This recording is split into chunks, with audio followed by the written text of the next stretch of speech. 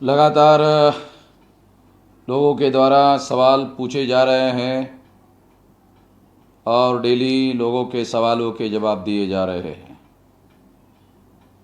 Comment box में आप सवाल लिख कर भेजिए, अगले वीडियो में उसका जवाब दिया जाएगा। सिलसिलेवार सवाल का जवाब देना हम शुरू कर रहे हैं। सिया MKR सर, जय मूल्यवासी।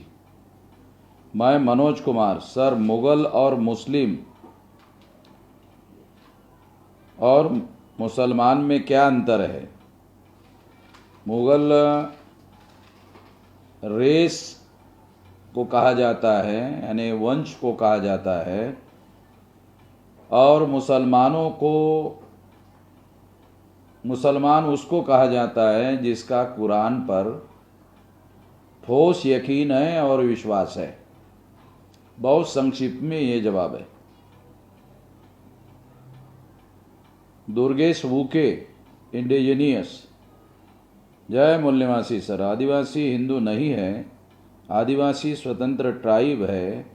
आदिवासी के हित के लिए 5वीं अनुसूची आदिवासी क्षेत्रों में लागू क्यों नहीं किए जा रहे हैं? संविधान को पूर्णतः लागू क्यों नहीं किया जा रहा है? संविधान के अनुसार आदिवासी हिंदू नहीं है।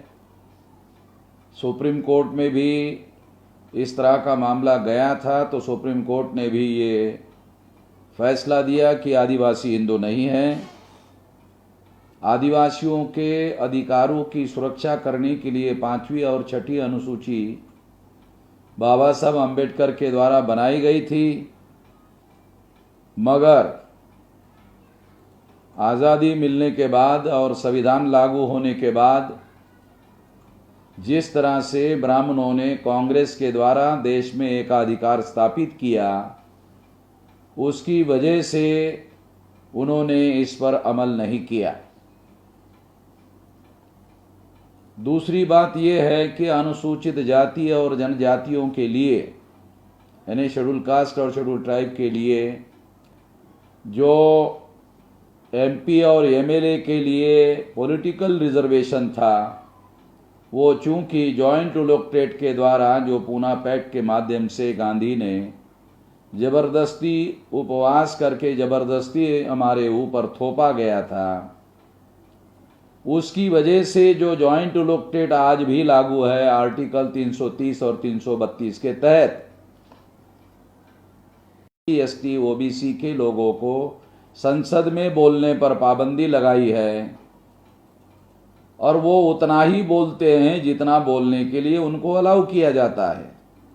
ये दूसरी सबसे बड़ी वजह है जिसकी वजह से भारत में संविधान लागू नहीं हो पाया। अजय रावत, जय मूल्यवासी सर। मैं अमेठी जिले से अजय रावत। क्या हमारे समाज के लोगों को बौद्ध धर्म स्वीकार करना चाहिए? अगर कर लेते हैं तो क्या सर यह SC ST की सारी फैसिलिटी उन्हें मिलेगी? मार्गदर्शन करें। मैं वामसेव का राष्ट्रीय अध्यक्ष होने की वजह से किसी धर्म विशेष का प्रचार करने के लिए बंधा हुआ नहीं हूं। वामसेव संगठन किसी धर्म विशेष का प्रचार करने के लिए नहीं बनाया गया, इसलिए मैं ये नहीं कहूँगा खासतौर पर शेड्यूल कास्ट के और बैकवर्ड क्लास के लोगों को कि आप धर्म परिवर्तन करें। इतना जरूर कहना चाहूँगा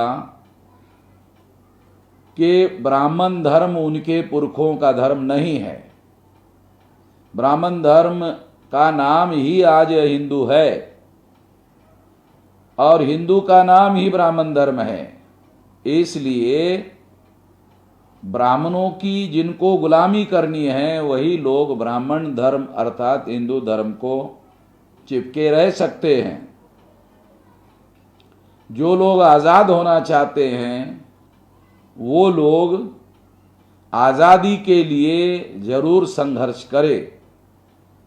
और ब्राह्मण धर्म के विरोध में जब तक वो लड़ाई नहीं लड़ेंगे तब तक उनको आज़ादी मिलने वाली नहीं है। शोभना संजीव यशवंत सर, जय मूल्यवासी सर। बाबा साहब का अमूल्य अप्रकाशित साहित्य मुंबई मंत्रालय के किसी कमरे में सड़ रहा है। बाबा साहब द्वारा कितने कष्टों से लिखा हुआ साहित्य कुछ समय बाद पूरी तरह से सड़कर नष्ट हो जाएगा। बीआईएन द्वारा साहित्य को बचाने के लिए कोई आंदोलन किए गए हैं? साहित्य को पूरी तरह से कैसे बचाया जाए ताकि प्रकाशित होकर यह आंदोलनकारी साहित्य लोगों तक पहुँचे, कृपया मार्गदर्शन करें। इसके लिए भी बड़ा आंदोलन होने की ज़रूरत है, केवल महाराष्ट्र में नहीं सारे देश में आंदोलन होने की ज़रूरत है। आने वाले समय में इसके लिए भी देशव्यापी आंदोलन किया जाएगा। काशीराम साहब ने बामसेब के रहते 83 में DS4 का गठन किया था। सर, DS4 का उद्देश्य क्या था, कृपया मार्गदर्शन करें।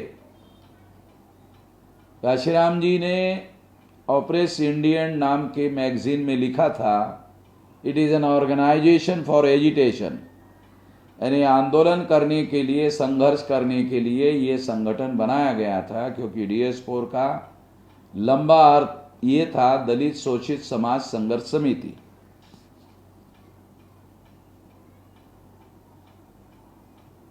मनसुख मारवाड़ा सिंगर, बौद्ध धर्म को आरक्षण मिलता है। जो बौद्ध धर्म के लोग SC और BC से कन्वर्टेड है या किसी भी SC ST OBC से कन्वर्टेड है, अगर वो बौद्ध धर्म में है तो उन लोगों को आरक्षण मिलता है, ऐसे आदेश निकाले गए हैं। राजमोहन, हम जाति विहीन समाज की रचना चाहते हैं, लेकिन रोटी बेटी रिश्ता कब बनेगा? ब्राह्मण धर्म को नष्ट किए बगैर रोटी बेटी का व्यवहार सहज रूप से समाज में प्रस्तापित नहीं हो सकता, ऐसा बाबा साहब अम्बेडकर ने एनिहिलेशन ऑफ कास्ट में लिखा है, उसको आप पढ़ लीजिए। सोमवीर सिंह, जय मूल्यवासी सर। मेरा नाम सोमवीर सिंह है, हम लेक्चरर एग्रीकल्चर में हैं। सर, हम बामसेब आंदोलन से जुड़ना चाहते हैं, हम किस तरह से आंदोलन से जुड़ सकते हैं, मार्गदर्शन करें। सोमवीर जी, आप कौन से ज़िले में हैं, उस ज़िले में बामसेब के लोग कौन हैं उसका पता करें। अगर आप उत्तराखंड में हैं तो उत्तराखंड का प्रभारी या उत्तर प्रदेश का प्रभारी कौन है उसका नंबर हम लोगों ने घोषित किया है।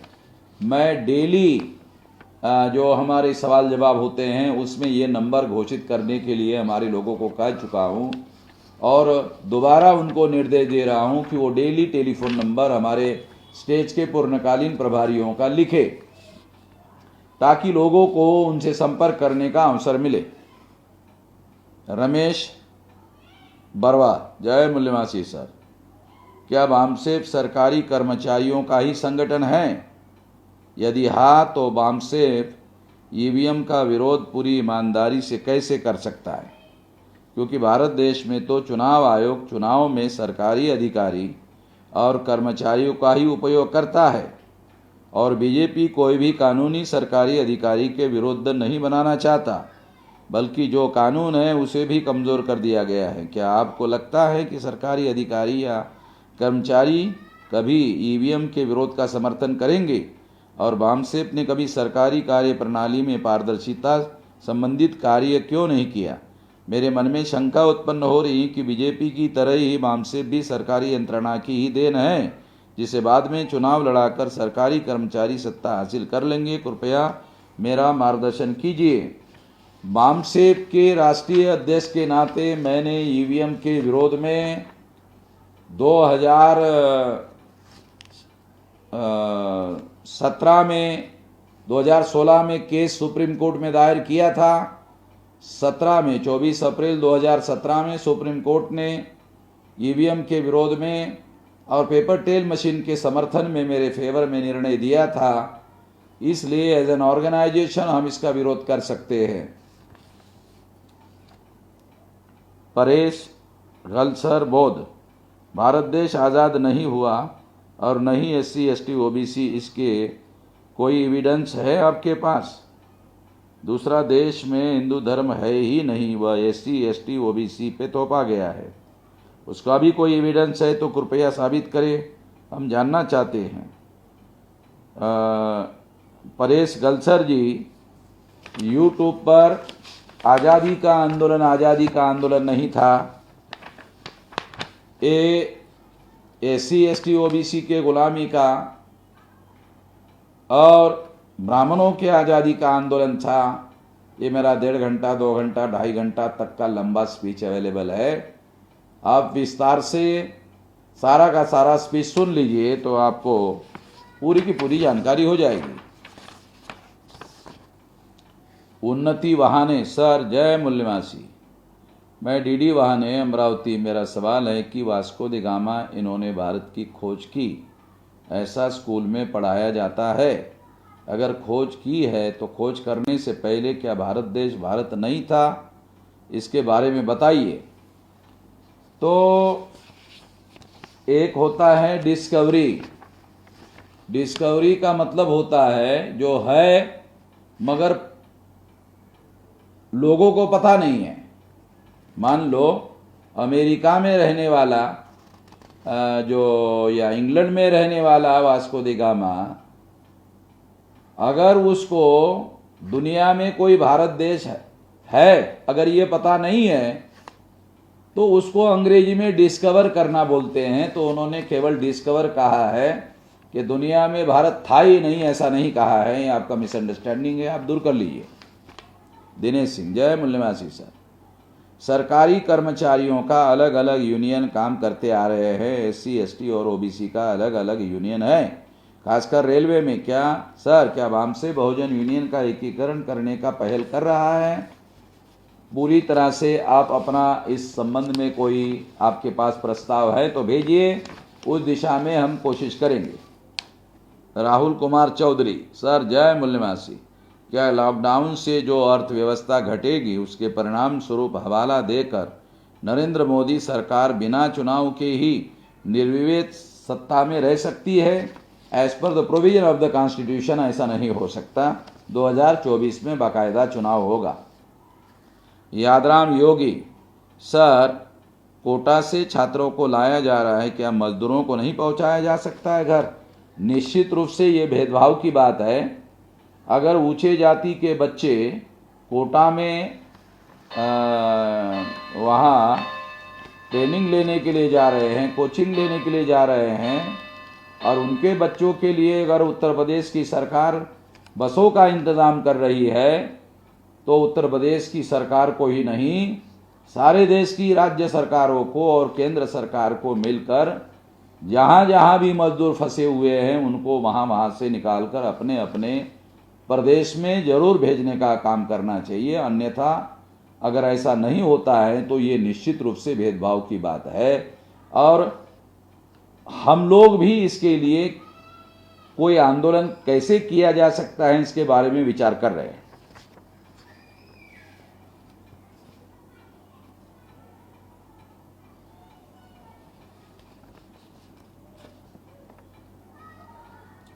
कोमल माने, सर जय मूल्यवासी, हंगेरी इस देश में जैसे कोरोना के आड़ में बिना इलेक्शन प्रधानमंत्री का कार्यकाल बढ़ाकर लोकतंत्र की हत्या की गई, वैसे ही भारत में होने की आशंका है। अगर ऐसा हुआ तो हमारी क्या रणनीति होगी?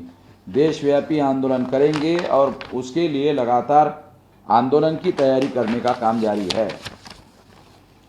राजा नाइक, पाकिस्तान या भारत का विभाजन, इस डॉक्टर अंबेडकर के किताब के बारे में RSS के पांचजन्य और संघी लोग कहते हैं कि डॉक्टर अंबेडकर मुस्लिमों के विरोध में थे। जब बाबा साहब अंबेडकर ने पार्टीशन ऑफ इंडिया नाम का किताब लिखा था, तब संघी लोगों ने ही इस किताब का विरोध किया था और बाबा साहब अंबेडकर को देशद्रोही कहा था। उस समय आरएसएस के अनुसार बाबा साहब आम्बेडकर के, अब आम्बेडकर देशद्रोही थे, तो अभी वो मुस्लिम मेडिकल साइंस का रिसर्च है। और अगर ऐसा कोई रिसर्च एससी एसटी ओबीसी के बारे में सारे देश के लिए आया हुआ है तो घोषित कर दीजिए। ऐसा आपको सोचना चाहिए। आपको भोले शंकर बनने की जरूरत नहीं है। भारत सिंह लूनीवाल, राजस्थान में दलितों पर दिन प्रतिदिन अत्याचार बढ़ रहे हैं, इन पर कैसे अंकुश लगाया जाए? भारत सिंह लूनीवाल, भारत सिंह जी, अत्याचार और अन्याय कमजोर लोगों पर होता है। संगठन राष्ट्रीय स्तर का बनाने में हम लोग लगे हुए हैं। राजस्थान में हर गांव का संगठन वाम से भारत मुक्ति मोर्चा और बहुजन क्रांति मोर्चा बना दीजिए। ये अन्याय अत्याचार अपने ही बल पर रोकना संभव होगा। ऐसा कर लीजिए। मुकेश कांडे, सर अगर मैं जनगणना में बौद्ध धर्म लिखूं तो मेरा आरक्षण समाप्त हो गया क्या? होगा क्या? नहीं होगा, क्योंकि ऐसे ऑर्डर दिए गए हैं कि उनको मिलेगा। प्रीत जस, सर जी जो ईवीएम के अगेंस्ट प्रोसेस है वो कहाँ तक पहुँचा है? आगे की क्या स्ट्रैटेजी है? इसके पहले भी मैं जवाब दे चुका हूँ कि ईवीएम के विरोध में सुप्रीम कोर्ट में हम लोगों के द्वारा डाली गई केस, अभी हियरिंग 18 मार्च को होने वाला था, क्योंकि कोर्ट बंद कर दिए गए हैं और इसलिए ये कोरोना का मामला जब तक खत्म नहीं होता और डे टू डे हियरिंग के लिए सुप्रीम कोर्ट नहीं बैठती है तब तक इसके बारे में प्रोग्रेस नहीं बताया जा सकता। दूसरा, 2019 के लोकसभा के चुनाव के रिजल्ट के बारे में हम लोग सुप्रीम कोर्ट में केस तैयारी करके रखा हुआ है और चूंकि सुप्रीम कोर्ट में अभी केसेस रजिस्टर नहीं हो रहे हैं और जो हो रहे हैं वो केवल ऑनलाइन हो रहे हैं, हमारी केस जो है वो बड़ी केस है। इस संदर्भ में हम लोग उसके कई सारे सबूत इकट्ठा करने में लगे हुए हैं और जल्दी ही ये केस कोर्ट में दाखिल किया जाएगा। बालाजी कामड़े वामसेप राज्य उपाध्यक्ष महाराष्ट्र, सर एक मुसलमान भाई सोशल मीडिया पर प्रचार कर रहा है, शायद वो ब्राह्मणों के संपर्क में हो या फिर आरएसएस के कहने पर हो। वो संविधान का हवाला देकर ये कह रहा है कि मैं तो मानता था कि संविधान तो ब्राह्मण और बनिया ने लिखा है, मगर मुझे अभी पता चला है कि संविधान निर्माता बाबा साहब है।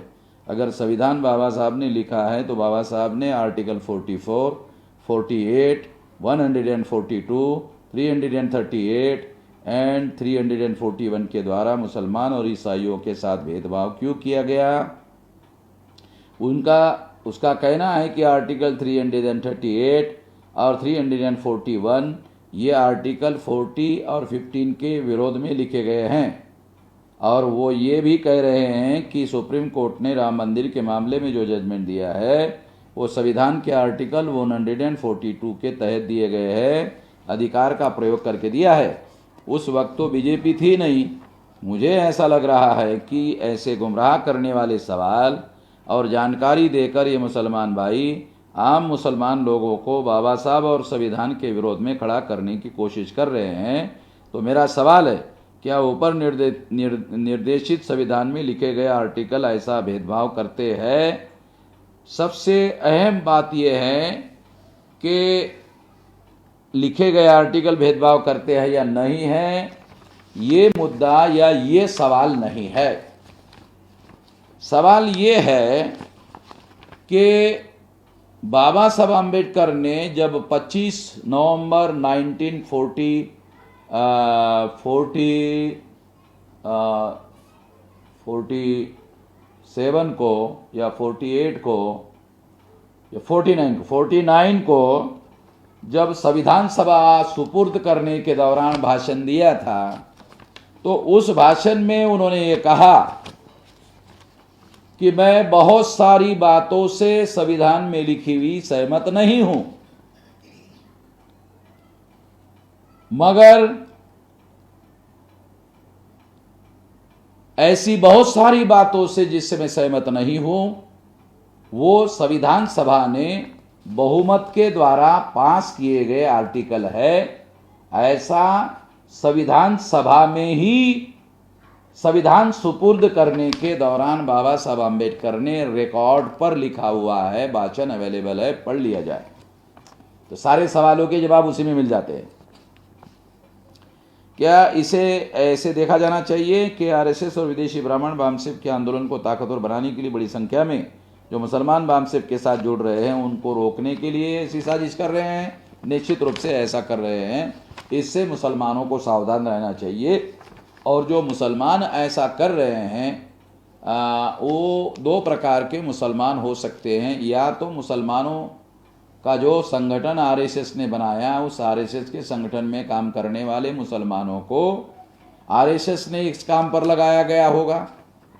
और दूसरा, ऐसे मुसलमान हो सकते हैं जो इनोसेंट है और जिसके पास कोई जानकारी नहीं है, इस वजह से वो इसका विरोध कर रहे होंगे।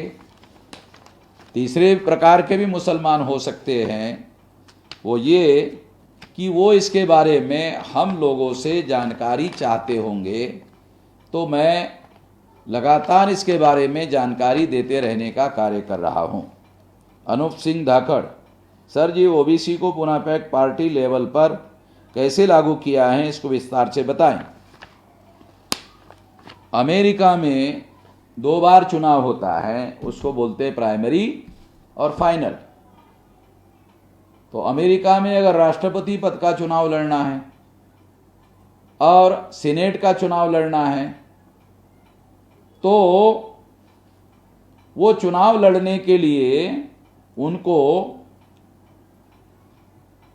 पार्टी के द्वारा पार्टी के जो राष्ट्रीय अध्यक्ष है या पार्टी का जो नेशनल एग्जीक्यूटिव कमेटी है वो उनको टिकट नहीं देता है।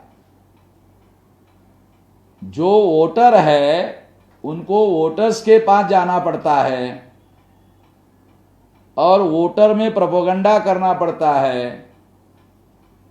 अगर मान लो 4 लोग एक सीट के लिए लड़ रहे हैं तो जिसको सबसे ज्यादा वोट पड़ेंगे उसको अमेरिका में प्रेसिडेंशियल कैंडिडेट के तौर पर चुनाव लड़ने का अधिकार मिलेगा।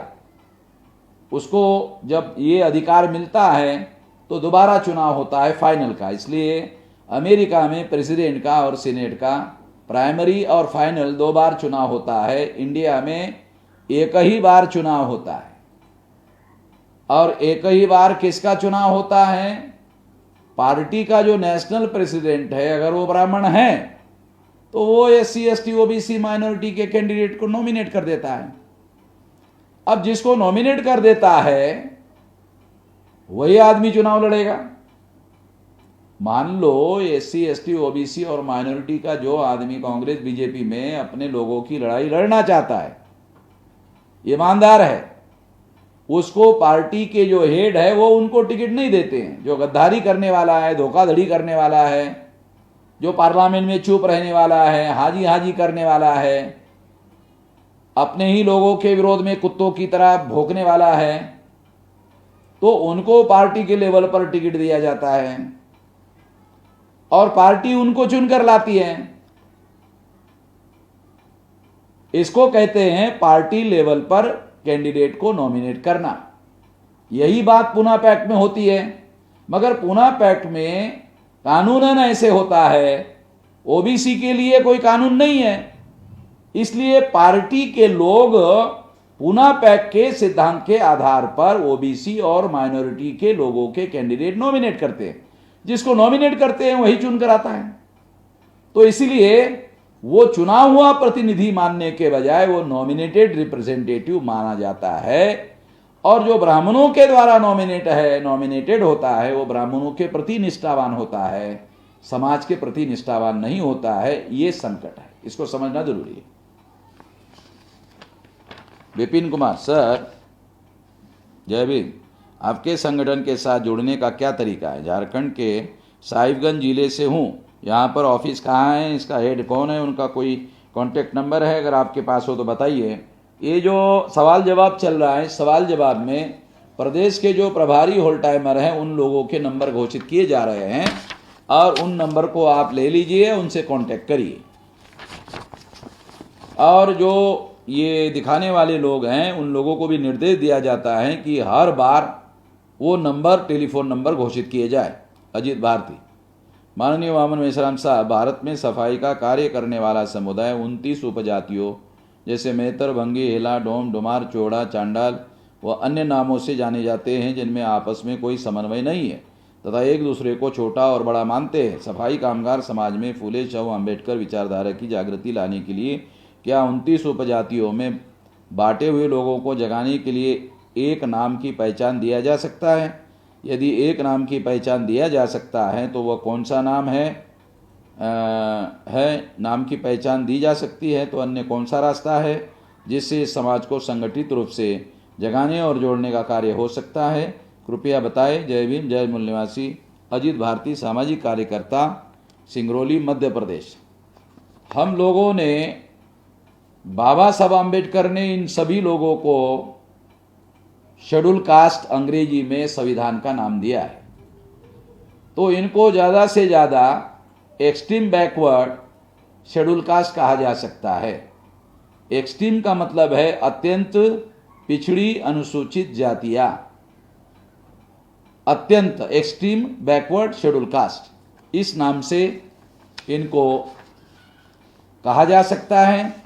और ऐसा कहने से ये शेड्यूल कास्ट की जो ओरिजिनल कानून है उसके साथ भी जुड़ा रह सकता है, कानूनी रूप से कोई समस्या नहीं आ सकती है।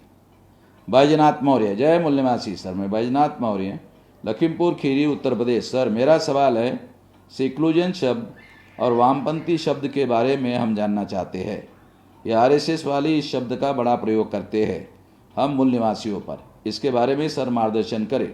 सबसे पहले तो जो आरएसएस के लोग हैं और वामपंथी लोग हैं, उन लोगों से हम लोगों को सावधान रहना चाहिए। ये सारे के सारे संगठन ब्राह्मणों के द्वारा ब्राह्मणों का वर्चस्व स्थापित करने के लिए बनाए गए हैं। इससे हम लोगों को सतर्क रहना चाहिए और लोगों को सतर्क करना चाहिए।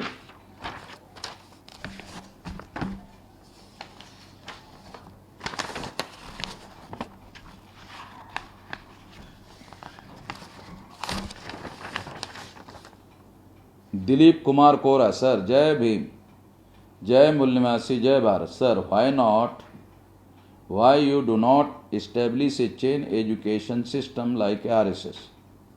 They running a educational program from primary school to university.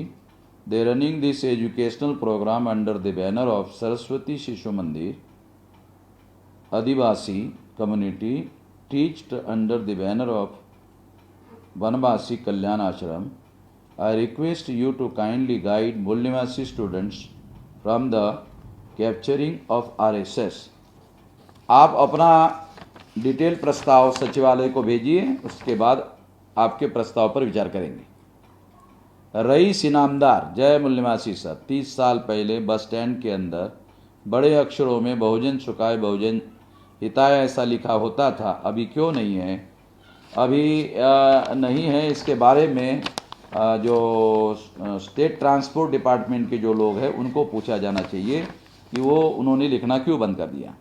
जय मूल निवासी सर, मेरा प्रश्न है कि क्या SC ST की तरह OBC के लोगों को भी रिजर्वेशन 32 में ही मिल सकता था, जबकि काका कालेलकर कमीशन को लागू नहीं होने दिया और मंडल कमीशन भी सही प्रकार से लागू नहीं हुआ, जबकि ये 80 में लागू होने के बजाय 93 में लागू हुआ, वो भी अधूराई लागू हुआ।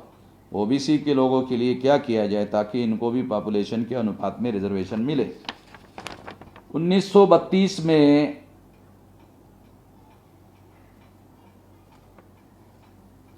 OBC के लोगों को भी अधिकार मिल सकता था, मगर उस समय OBC के लोगों ने बाबा साहब आम्बेडकर की तरह अपनी इंडिपेंडेंट लड़ाई लड़ने का काम नहीं किया, गांधी जी का और ब्राह्मणों का साथ दिया। इस वजह से वो संकट में फंसे उस समय, और बाद में भी वो गांधी और ब्राह्मणों के जाल में फंसे हुए होने की वजह से उनको अभी तक न्याय नहीं मिल पाया। जब तक वो ब्राह्मणवाद के जाल से अलग होकर अपना इंडिपेंडेंट आंदोलन नहीं चलाएंगे, तब तक उनको सफलता मिलने वाली नहीं है।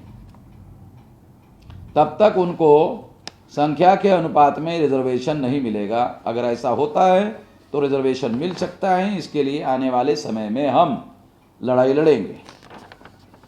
ईश्वर चंद्र वर्मा बौद्ध। सर जय मूल्यवासी। मनुस्मृति दहन के दौरान सहस्त्रबुद्धे ब्राह्मण थे या कायस्थ, उसके बारे में कुछ बताएं। Sir doctor Baba Saheb Ambedkar writing and speeches के वॉल्यूम नंबर 17 पार्ट 1 पेज 24 पर मिस्टर GN सहस्त्रबुद्धे ब्राह्मण लिखा हुआ है, किंतु कुछ लोग उन्हें कायस्थ बताते हैं। सत्य क्या है? कृपया बताएं। ईश्वर चंद्र वर्मा, जिला महासचिव बामसे, भरदोई, उत्तर प्रदेश। ये जो पेज नंबर 24 पर लिखा है, ये बाबा साहब आम्बेडकर का लिखा हुआ है या उस वॉल्यूम के बारे में किसी थर्ड आदमी ने लिखा हुआ है? उसके बारे में हमें अगले सवाल जवाब के सत्र में लिखकर भेजिए, आपका जवाब देंगे।